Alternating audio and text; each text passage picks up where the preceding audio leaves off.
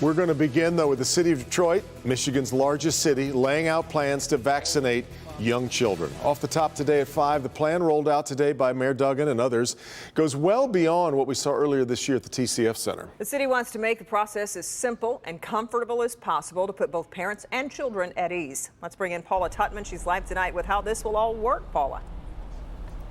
Yeah, hi, good evening, everybody. So I think there was a lot of excitement that was expressed at the news conference today that this shot has come to Detroit for 5 to 11-year-olds. And talking to city leaders today, I really get the sense that they're hoping that their excitement translates to parents who, based on the numbers, have been less than excited about this vaccine for themselves as well as other children who were eligible.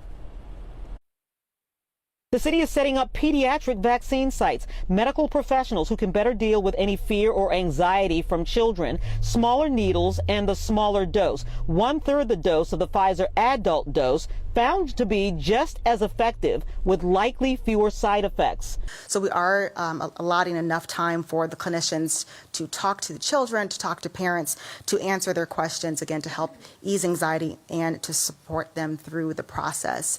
Appointments are needed at both the health department location at 100 Mack Street in Detroit and the Northwest Activity Center on Meyer, where the pediatric center will be open after school from 4 to 8 p.m. And when you book your appointment for the child, you'll be booked the same time 3 weeks later, because it's a 2-shot dose.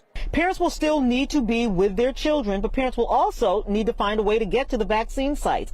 Now, the Detroit Public Schools Community District also jumps into vac site logistics by holding a Saturday vaccine clinic November 13th at Martin Luther King Jr. High School and the Randolph Technical Center from 8 to 5. This vaccine, I think, will allow us to move to the next step of this return to normalcy. Whatever that means. And while you may not realize just how vast Detroit is unless you ride a bus, transportation could be an issue. Now, there's also the issue of vaccine hesitancy in a city struggling to get to the needed 70% vaccine rate needed to make the virus more of a nuisance and less of a deadly public health issue. Right now, of the 650,000 Detroiters, only 47% are vaccinated. Yeah, and so let me just kind of put a finer point on those numbers in terms of children who are already eligible for that vaccination. We're talking about the 12 and up. And what the city does is it tracks from 12 to 19.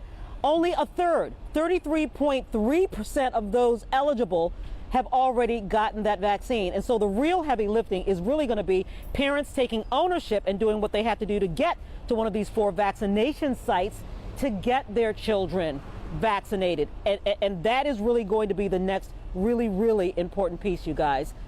Reporting live in Detroit, Paula Tutman, Local 4.